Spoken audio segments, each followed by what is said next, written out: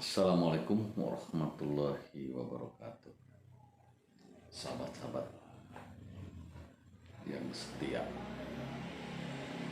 untuk mendengarkan sebuah pandangan-pandangan dari seseorang, barangkali bisa dapat diambil hikmahnya dalam sebuah kehidupan yang saat ini sedang mendera mayoritas kelompok orang kecil, maksudnya yang ekonominya di bawah, yang sedang menjadi permasalahan setiap hari. Apa itu? Pinjam uang berbunga. Pinjam uang berbunga. Ini semua sudah menjerat di kalangan semua pihak, baik pihak tinggi, sedang, dan paling bawah. Dan paling banyak itu yang di bawah. Saya akan membahas atau mengomentari dari aspek hukum tentang uang berbunga. Bunga itu ada 3. 1, bunga keterlambatan ketika tidak membayar.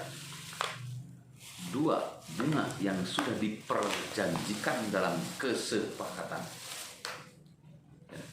3, ya, bunga yang belum pernah disepakati. Kalau perjanjian sudah dibuat, misalkan hutang untuk 1 bulan ini bunganya 10%, 20%, 30%, bisa disepakati. Ya bisa, nggak salah. Karena itu sudah menjadi kesepakatan. Ada istilah ajas fakta serpanda. Jadi bunga yang sudah disepakati 5%, 10%, 25%, 30% itu sudah ada kesepakatan yang dibuat antara pihak ke-1 dan pihak kedua, dan bunga itu sudah disepakati dan itu harus dibayarkan sesuai perjanjian, misalnya untuk 1 bulan. Ketika perjanjiannya untuk 1 bulan, maka bulan berikutnya ketika ada keterlambatan, bukan lagi bunga yang diperjanjikan 20% atau 25%, tapi bunga keterlambatan. Bunga keterlambatan itu adalah bunga 6% per tahun yang ditentukan dalam Undang-Undang Hukum Perdata. Hakim bakal mengacu ke situ ketika permasalahan ini berproses kepada pengadilan.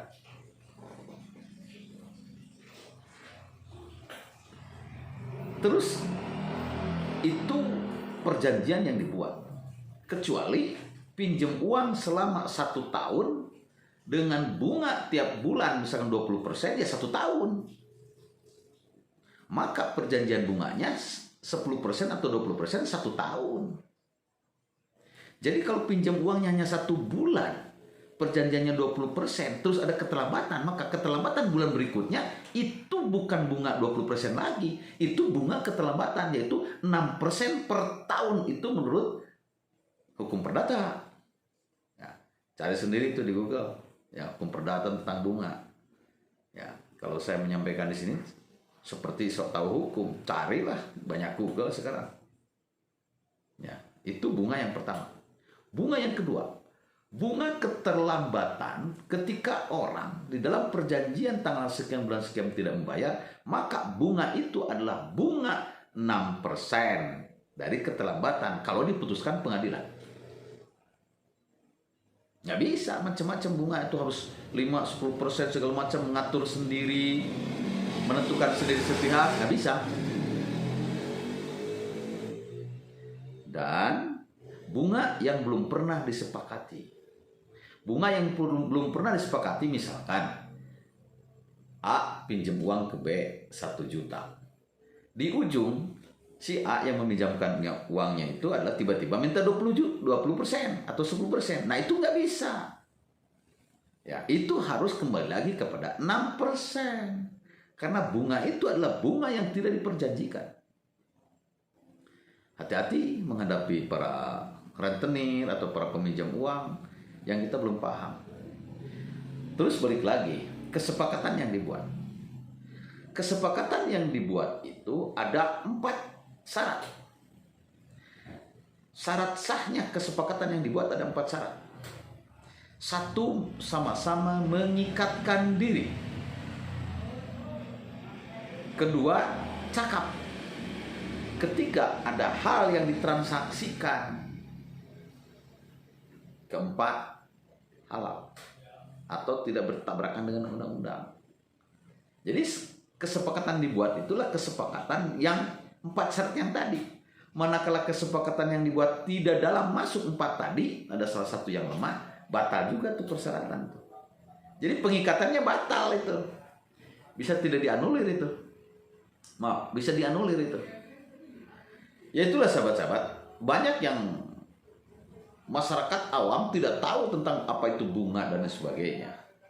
Tidak tahu, sehingga main pinjam atau main tidak pinjam dan sebagainya, banyak yang tidak tahu.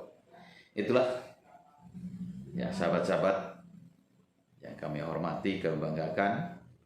Kalau sekiranya rela dan tulus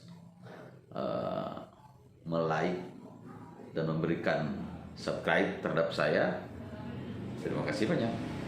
Enggak memaksa, hari ini bulan puasa. Ya, biasa aja kali. Itu, mohon maaf sahabat-sahabat. Wassalamualaikum warahmatullahi wabarakatuh.